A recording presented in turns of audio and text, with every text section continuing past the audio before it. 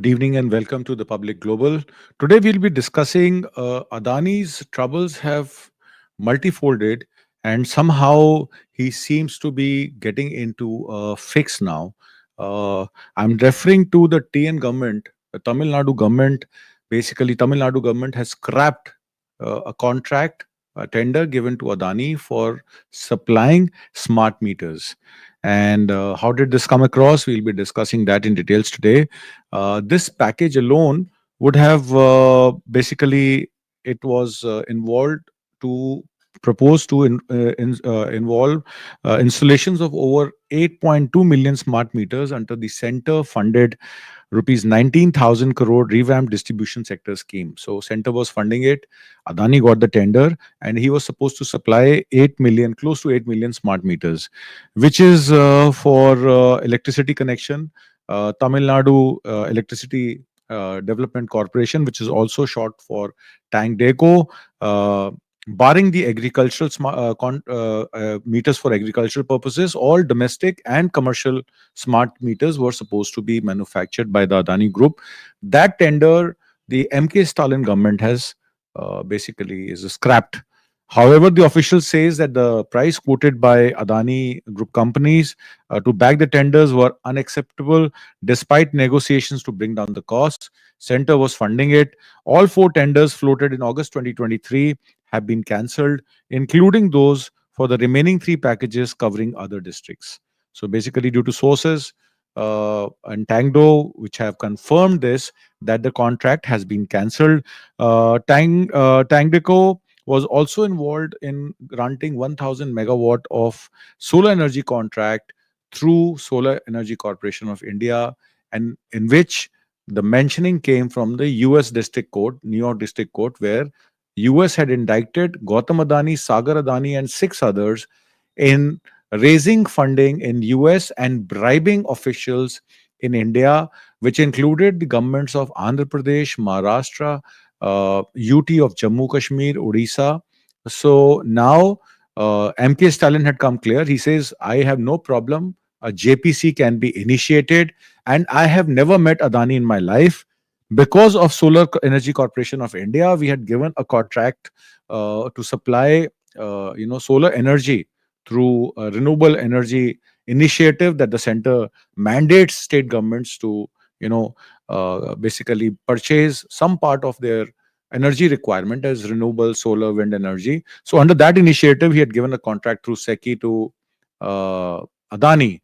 And when it came to light that Andhra Pradesh officials have taken 1,750 crore rupees as bribes, and name of Tamil Nadu also came in, the Odisha government also came in, and Jammu Kashmir also came in. So it became evident that some state governments were not aware that bribing officials to the tune of 20 to 20 lakh rupees per megawatt to get the solar contract at higher rate of 2 rupees 70 paisa was not a viable project. So since the indictment has come, now state governments are also rejecting these proposals. However, SECI, the Solar Energy Corporation of India, comes under the center government, and it's a public sector undertaking, which had initiated this contract of 8 gigawatts for Adani and 4 gigawatts for Azure Power. So Azure Power and Adani were supposed to secure 12 gigawatts, 1200 megawatt worth of solar energy projects, or we can through government contracts to state governments. So when the state governments got to know that this hanky panky has happened where bribes have been given to officials, so state government said we have nothing to do with it, we are not involved in it. It's rather it's rather bad that Adani had to resort to bribing people to get the contracts. So they immediately have also cancelled the contracts for the smart meter. However, Blackstone, which is considered to be a major investment company, is also building, signed up a joint venture with Hiranandani Greenbase, and they are going to be investing 1,500 crores in Chennai Logistics Park. So Hiranandani, the builder from Maharashtra, is also doing some projects in Chennai. He's also signed a greenfield project through Blackstone with company called Greenbase, which is a US and a Europe-based company, and they'll be developing a logistics park. BlackRock is an investor also in Elon Musk's artificial intelligence company, There is another project that is coming in, the Tata Solar. Tata Power Solar is also going through a major investment plan to supply 4,300 megawatt or 4.3 gigawatt solar cells and modules, for which they will be manufacturing in Tamil Nadu. So Tamil Nadu is basically changing its course. Tata Solar has bagged a big contract to make modules and solar cells in Chennai, and a logistic park is also being set up by Hiranandani Group. However, when we talk about the MK Stalin government, MK Stalin has come after a month of this US indictment of Adani, Sagar Adani, and six others in the alleged bribing of to the tune of 2,029 crores or 2,200 crore rupees as for the exchange rate, to secure lucrative solar energy supply contracts. Uh, Adani government initially had dismissed this as baseless, but the Tamil Nadu government says that we have no role at whatsoever to play in this whole deal. And since the US indictment has come, where Center Run Solar Energy Corporation of India is in cahoots with Adani Group to bribe officials to secure energy contracts, so the opposition India bloc, especially the Congress and Rahul Gandhi, had asked for a JPC, and MK Stalin is also saying that I have no problem. I'm part of the India bloc, and we are ready to revoke these tenders, and we would also ask for a JPC against Gautam Adani and his company, so that he could come clean. And he's also challenged the NDA parties, including the BJP and the PMK, which is a partner with BJP, to back the demand for a joint parliamentary committee report. They want a JPC on this probe into the Adani operations. He says neither Adani has met me nor I ever met him. Do you need any more explanation? So he's saying that I have nothing to do with him. And all this happened because Tamil Nadu Electricity Board had agreements with public sector entities like Solar Energy Corporation of India for solar power procurement and not with Adani. And we got nothing to do with Adani. However, currently Tamil Nadu is leading the RDSS initiative, which is a central government initiative with a sanction plan of over 30 million smart meters. The installation of smart meters is projected basically to reduce the state's aggregate technical and commercial losses. So, smart meters capture the supply of electricity correctly. Other meters can be tampered. These are tamper-proof meters. So it says that it's going to cut technical and commercial loss by 10 to 16%, while enhancing billing efficiencies and enabling more effective tariff planning. In places like Bangalore, Delhi, Mumbai, smart meters for home and commercial usage are already installed. So Tamil Nadu and other states are also following the same. An expert who advises the Tangedco, which is the Tamil Nadu Development Corporation, Electricity Development Corporation, on policy, said the tender cancellation may be all about a cautious approach to avoid allegations of favoritism towards Adani, because we have nothing to do with him, given the controversies gripping the group's business practice both domestically and internationally. And with this Adani indictment and indictment of Gautam Adani, Sagar Adani, and others, it is very clear that Donald Trump in US is also wanting to keep a little distance from the Indian government led by Modi. And that is why it seems that Modi is not being invited for a swearing in on the 28th. However, he was expecting that he'll be called. He had sent his minister, S.J. Shankar, for some talks. Now the regime is changing and Joe Biden is leaving. I don't know why did Jay Shankar chose to go towards the end of the month when the regime is changing. Some people say that he had gone probably to secure an invite for Prime Minister Modi. However, there could be some working where S. Shankar want to limit the damage, because Ajit Doval cannot travel to US. Being the NSA, he met his counterpart NSA in US. Could be the handiwork where Ajit Doval's name, he was probably lobbying for Ajit Doval's name to be cleared. If you remember, Guru Patwant Singh Pannu had approached the court that I'm a US citizen and the Indian government is planning to execute me through their security channels. And then the name of Ajit Doval and Lawrence Bishnoi and a lot of other people came through. If you remember, in Czech Republic, a Gujarati businessman who was a small-time drug dealer, was caught in Czech Republic bribing or giving money to one of the federal agents to execute Guru Patwant Singh Pannu, and that's where where he's got caught. And then he took name of Vikas Yadav and others. So probably, things for Adani are looking downhill. And towards the end of March, when his balance sheets and his results were announced for the year 23-24, he had said, I'm comfortably sitting on a cash reserve of about 59,000 crores, and my loans to foreign banks is about 69,000 crore. My loan to scheduled commercial banks locally is about 63,000 crore, including private banks. So my total debt is 2.4 lakh crores, whereas my assets are about 12 lakh 40,000 crore. So I don't have any problem.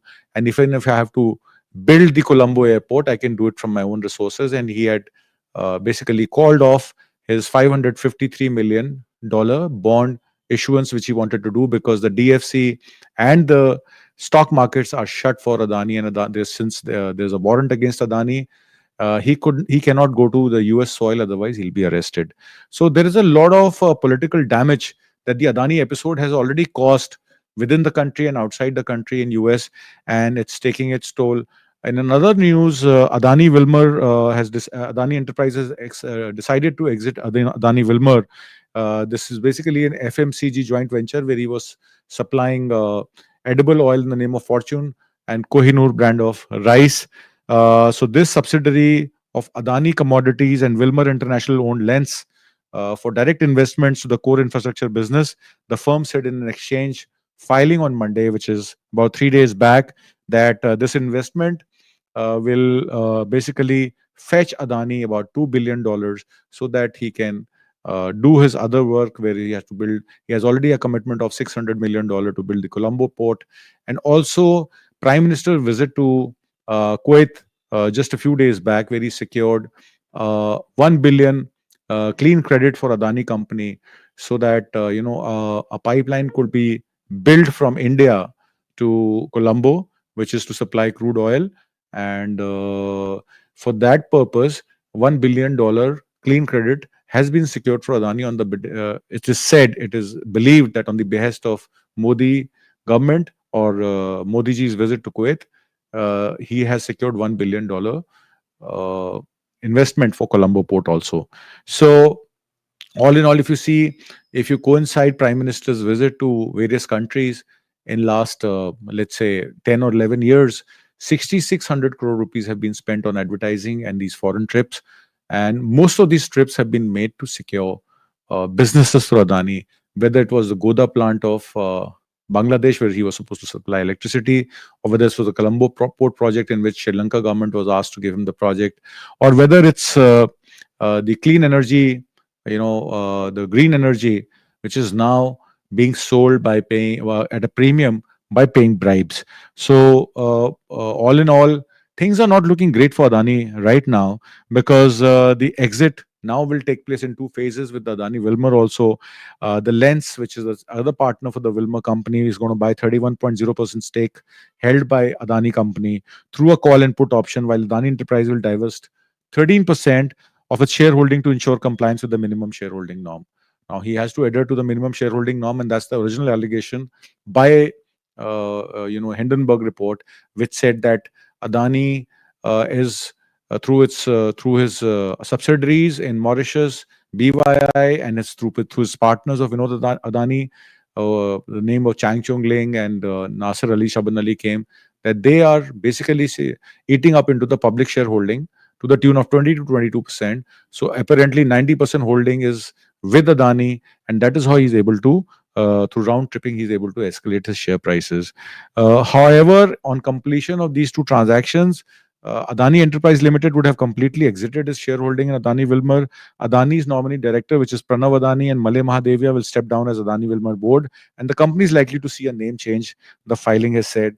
After this report, Adani Wilmar report, where stocks fell by 0.717% on Monday, and the end of the day trading was happening at about 325 per share. Its market cap as on December 30th was 42,824 crore.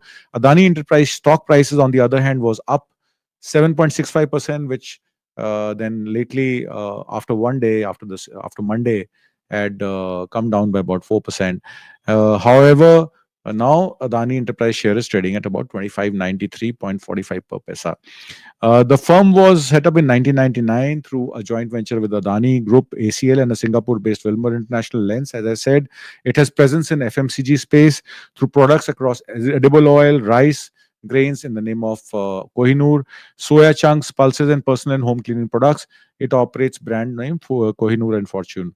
However, Adani Wilmar has strong, cash flow books that clocked a revenue of about 14,460 crores uh, in a quarter ending September 30th. Earning before interest, taxation, and depreciation and amortization, the EBITDA came to about 613 crores, while net profit for the quarter was about 300 crores.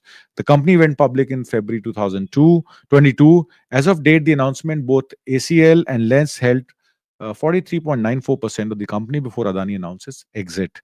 In other development, Dharavi redevelopment project, the company undertaking the ambitious plan of revamping Dharavi, the largest slum in Asia located in Mumbai, has rebranded itself as Nav Bharat Mega Developers Private Limited. So the name, I don't know why they have changed the name to Nav Bharat Mega Developers Private Limited. Maybe they are expecting a backlash in Maharashtra also, but Maharashtra, the BJP government has already secured 233 seats, two-third majority. So I don't see any problem for Adani in developing this project. But certainly, with the name change, with new resolve, maybe the company thinks that a rebranding exercise would help them secure the Dharavi project that they are so depending on. And the last news that I'm going to tell you, the Bangladesh Godda plant, where $790 million of Adani is stuck. According to Reuters article, the terms of agreement have been expensive for Dhaka in comparison to other coal-based power agreements. As said, when they had executed the agreement with the Bangladesh government, that time the Godda plant was not declared as an SEZ. And when it was declared as an SEZ, the cost would have come down because the import cost of power equipment, the custom duties are waived off. Even the operation cost, the income generated from such projects is also kind of deferred for next 5 to 10 years. And when there was a cost cutting in terms of announcement of a SEZ based power plant, the same cost advantages were not passed on in the contract, which was supposed to be part of the contract. So the caretaker Mohd Yunus government has taken a cognizance of the fact that according to the records from Bangladesh Power Ministry, the agency, the government of Bangladesh led by Mohd Yunus now plans to revive the agreement due to payments conflict and transparency concerns. So Mohd Yunus has flagged that when you were declared as an SEZ and your import duties have come down drastically and your operation costs became low because you had no taxation to pay except for the custom duties, why didn't you inform the Bangladesh power agency about all these facts, and we would have reworked the costs? And the costs were taken as is whereas basis, and when the SEZ was declared, those costs was not adjusted. So since Adani Power started providing electricity in 2023, Bangladesh has reportedly fallen behind on payments and owed $790 million. The precise amount of the overdue bill is disputed by both sides. However, in a public forum, $790 million is an approximate amount which Adani is claiming that is due for him.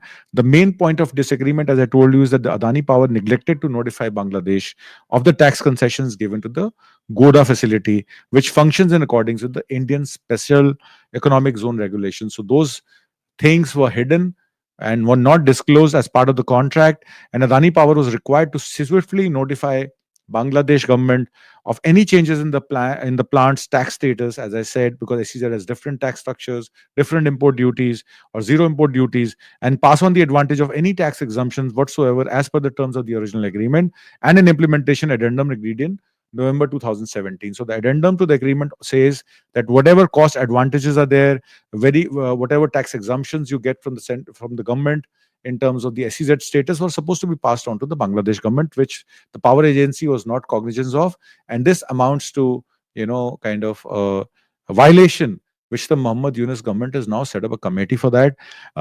This was already in public domain.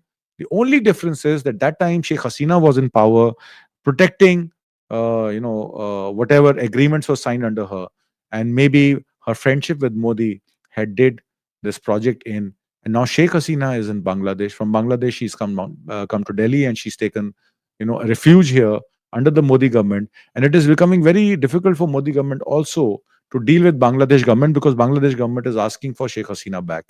Now, what will happen? Only time will tell.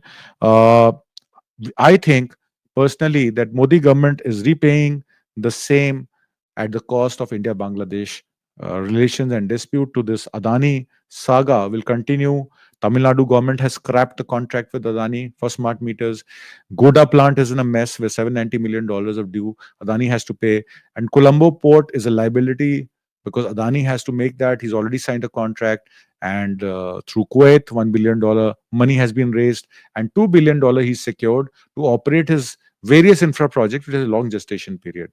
However, this I don't see a short-term solution to Adani's problem unless he secures big contracts or he comes clean on his US indictment. His worries will go. The worries are bigger, and his problems will go higher. And I see a lot of escalation on Adani companies on these matters. And Modi's political capital, especially with the US government, with the Bangladesh government, and now with his own states like Tamil Nadu, Delhi, and Punjab, due to the farmers' agitation, is going to basically create trouble for his, continuation as a prime minister. Let's see what happens. I hope you like the program that we had today. Please write in the comment box how you like it and how we can make better. I will take your leave for now until coming Tuesday. Thank you and goodbye.